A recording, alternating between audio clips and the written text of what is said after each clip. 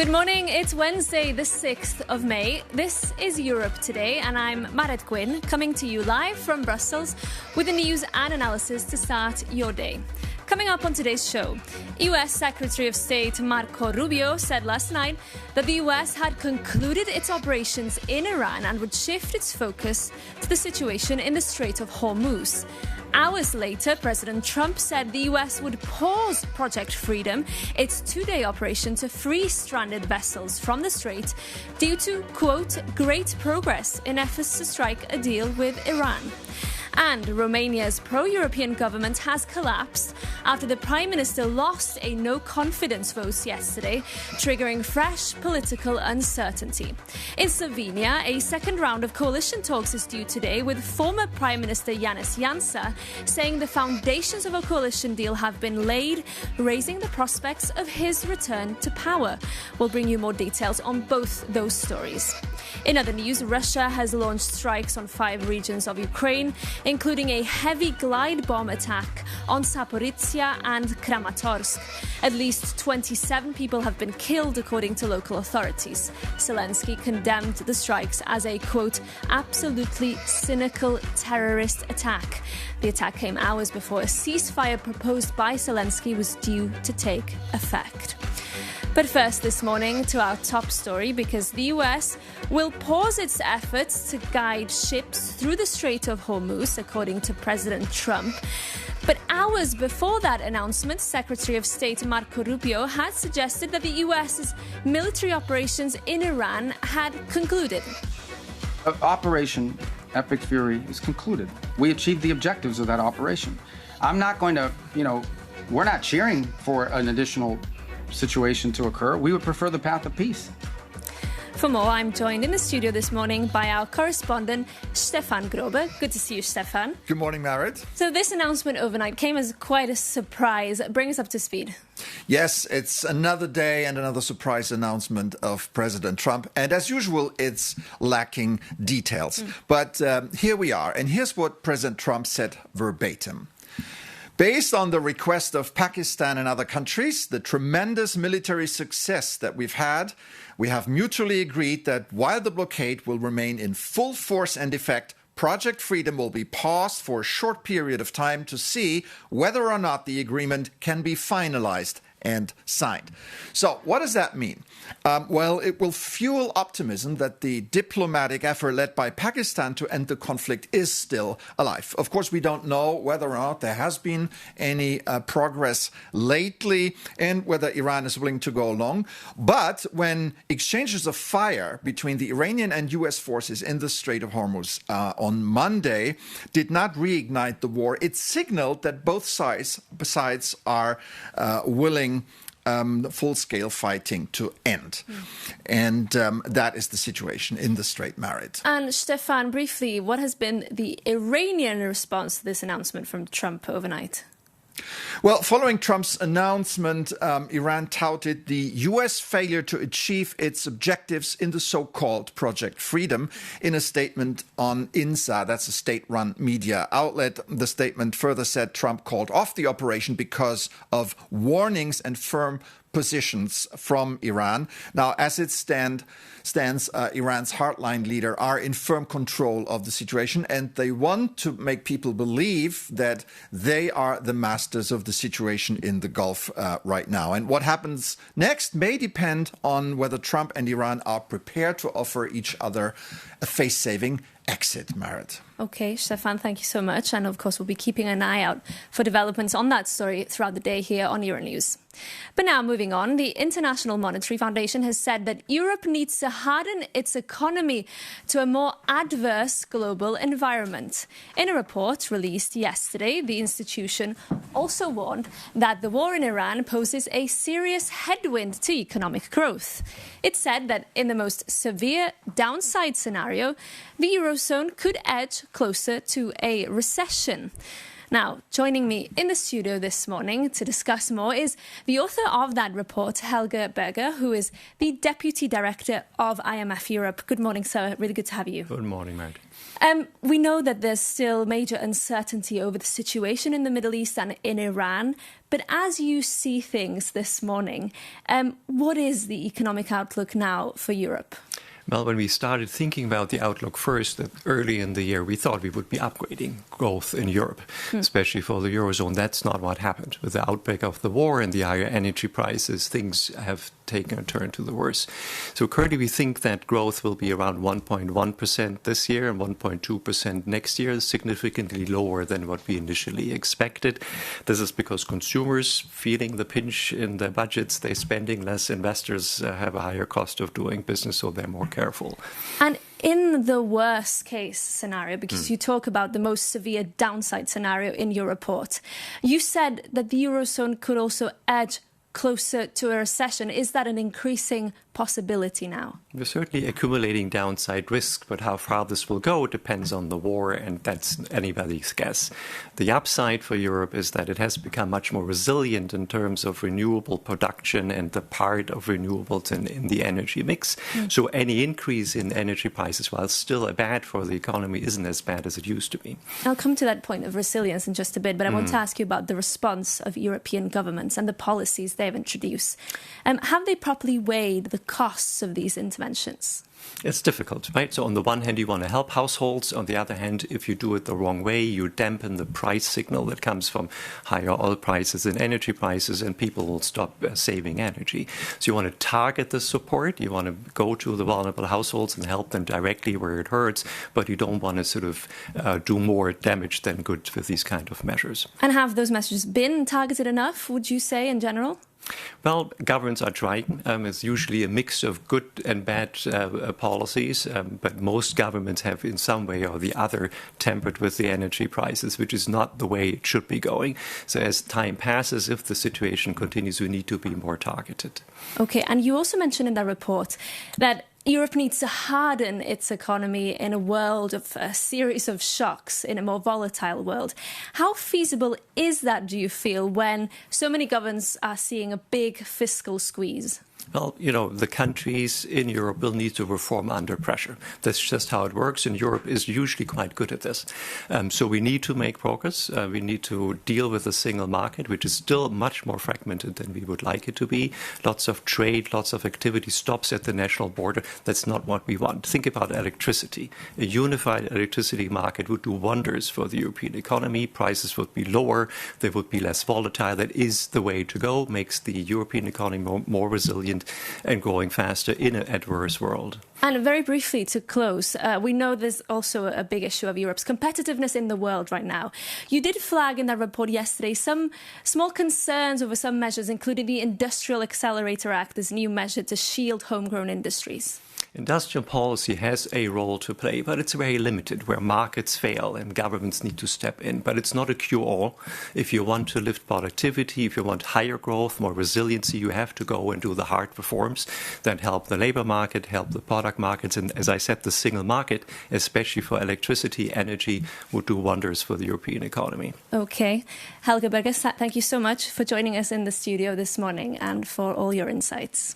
A pleasure. Now, we're moving on now because Romania's pro-European coalition government has been toppled after Prime Minister Ilie Bolojan lost a no-confidence vote yesterday, plunging the country into renewed uncertainty and raising fears of a fiscal crisis. For more, we can cross over now to Bucharest and to Euronews' Andra Diaconescu, who's standing by for us this morning. Andra, good to see you. So the government has been toppled. What's next now for Romania? Good morning from Bucharest. Now the President Nicu Șordan has the floor because he needs to host all the talks with the political parties. He has urged all the political parties to do a coalition, pro-European one. And this is now the impossible situation because Ilie Bolojan party has just decided yesterday evening that they will go to opposition. So now 4 of the pro-European parties in Romania need to do this coalition, as the president has urged, but two of them, one Ilie Bolojan's party, are deciding that they are not going to do that. So it's a long period of instability here in Romania, of course, with the society facing economic crisis, a very, very low leu, besides euro, and of course, political instability. And Andra, very briefly, the AUR party, the far-right party, also filed this motion of censure in collaboration with the left-wing socialists. What are their next moves from the far-right? Well, they had a lot of gaining before doing this motion against the government, and of course they gained a lot of likes, as they were saying on Facebook yesterday. So now they are playing everyone. We are really looking into how they are going to do their cards in the next days, because they are saying that they can go with the Prime Minister, and they can propose, of course, to do the government at the Cotroceni Palace. But again, Nicu Șordan has said that he doesn't want a government against EU. He wants a pro-European one. Okay, Andra, in Bucharest for us this morning, thank you so much. Now, another EU country fighting a political deadlock is Slovenia. A knife-edge election in March delivered an inconclusive result, despite the ruling Liberals initially claiming victory. Now, former Prime Minister Janez Janša is hinting that he could form a coalition government. For more, we're joined by Alija Pengov-Bitenk, a Slovenian political analyst and journalist. Really good to have you with us this morning. Tell us first, how likely is it, in your view, that Janez Janša could return to power? Good morning, and thank you for having me. To answer a question, it is highly likely. He seems to be the only one able to command something akin to a majority in the parliament, as shaky as that majority will probably turn out to be. And so what would that mean then for Slovenia, as you mentioned, a shaky majority, and for the European Union as well? Well, in terms of European Union, I suspect not much. Janša was something of a player in his last stint as Prime Minister, not in the least on account of Viktor Orban being in power in Hungary. And now that that has changed recently, he has lost one big potential ally.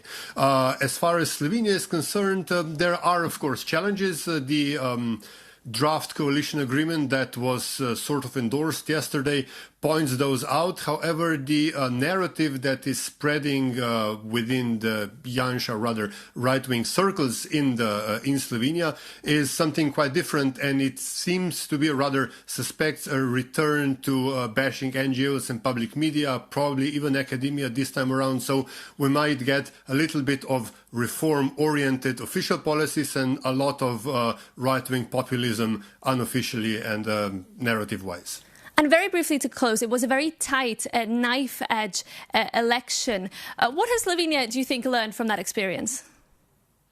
Well, first of all, the fact that active citizenship can go both ways. The turnout this was the second election in the row with a huge turnout, so that is encouraging. But also that, choices need to be made responsibly, whichever way the government goes in the end. Okay, Alija Pengov-Bitenk there for us. Thank you so much for that analysis. Thank you. Now we're moving on because Marco Rubio, the US Secretary of State, is heading to Rome and the Vatican to mend strained ties, as Jakub Janus explains. US Secretary of State Marco Rubio has a new mission. He visits the Holy See and Rome tomorrow. And as a Catholic, Rubio is the mediator after the fallout between Donald Trump and the first American-born pontiff, Pope Leo XIV. But what does it mean for Europe? Relations are strained after Trump publicly labeled the Pope as weak, due to the Holy See's vocal opposition to the US-Israeli war on Iran. In a bid to calm tensions, Rubio is meeting Cardinal Pietro Parolin, the Vatican's top diplomat. And Parolin has been a key figure in the Vatican's calls for peace in the Iran war. And as he visits Rome, US Secretary of State will also meet with Italian Foreign Minister Antonio Tajani and Defense Minister Guido Crosetto to discuss security topics. But there is also a bigger picture. After Italian Prime Minister Giorgia Meloni defended the Pope, Trump questioned her courage and threatened to withdraw US troops from Italy. And it is no small footprint, as there are currently around 13,000 US military personnel based across 7 naval bases in Italy. And with US midterm elections approaching, the administration is wary of alienating Catholic voters, especially as the Pope continues to say that God doesn't listen to the prayers of those who wage war. And looking back at the rich and complicated history of European Catholicism, one could even say that coming back to the Vatican after a spat is the most European thing the Trump administration has done so far. Jakob Yanis there. Now, Baroness Catherine Ashton was the EU's foreign policy chief between 2009 and 2014. Just before that, she briefly served as the EU's trade commissioner and brokered a deal with the US following a long-standing dispute over beef exports. Our correspondent, Angela Skujins, caught up with Baroness Ashton yesterday and started by asking her what advice she'd have for the current EU trade chief, Maroš Šefčovič, as he seeks to salvage the EU's fraught trade deal with the US. What I would say is that it's really in the interests of business right across Europe, especially, to have some consistency and certainty about the markets they're dealing with. And we do have a president that sees the willingness of others to kind of talk to him about trade as both an important part of the conversation, but in a sense almost to weaponize it, to make clear that if we don't do things that he thinks are really important, then we can't expect the benefits. And it's very transactional, and he's always been very clear as a president that he takes that view that being a transactional president is the way that he wants to go forward. And I think that's really how Europe has to respond, or any country has to respond, is to try and work through that. It is very difficult because of the changing landscape. But in the end, this all comes down to the fact that with all that's happening, especially in the Middle East right now, we are moving to a time when there are additional issues globally that we're all going to have to grapple with. And so the more that we can work together on trade, the better. During your post as the EU's top diplomat, you negotiated with Iran to temporarily curb some of that country's nuclear activities for sanction relief. You clearly know how to speak to the Middle Eastern country diplomatically. How would you currently assess the way that Trump is speaking with Tehran and the tenor from the EU as well in particular? I think there's a different approach that's being taken. It's much more to raise the temperature rather than to lower it. And it's a bit of ensuring that there's a complete clarity about what could happen. So the critical thing seems to be to address the Straits of Hormuz and to find ways that you can get these open because of the impact that it's all having globally, and actually then start to build up a negotiation that can resolve the conflict altogether. The UK could pay £1 billion to have greater access to the single market. We know that the British Prime Minister, Keir Starmer, wants to reset relations between the EU and the UK, but some critics have criticised this news, stating that it's merely pay to play. What do you make of this? There's no question that Keir Starmer, the Prime Minister, and many of his colleagues have absolutely recognised that there is a need to get closer to the European Union and to Europe generally. That's partly because of the security and defence issues that we're confronted with, not least the war in Ukraine, but also the economic realities of the world in which we live. And I think all of this talk now about what money is, what should be done, how it would work, is really all about laying the groundwork for the summit, which is coming, I hope, in the next few months, where they can actually start to bed this down and make sense of it. Our correspondent Angela Skujin speaking to Baroness Catherine Ashton there. But that's it from us today. Thank you for choosing to start your day with Europe Today this morning. Remember, we want to hear from you. Send us your feedback by emailing us at europetoday@euronews.com. And we'll see you again tomorrow.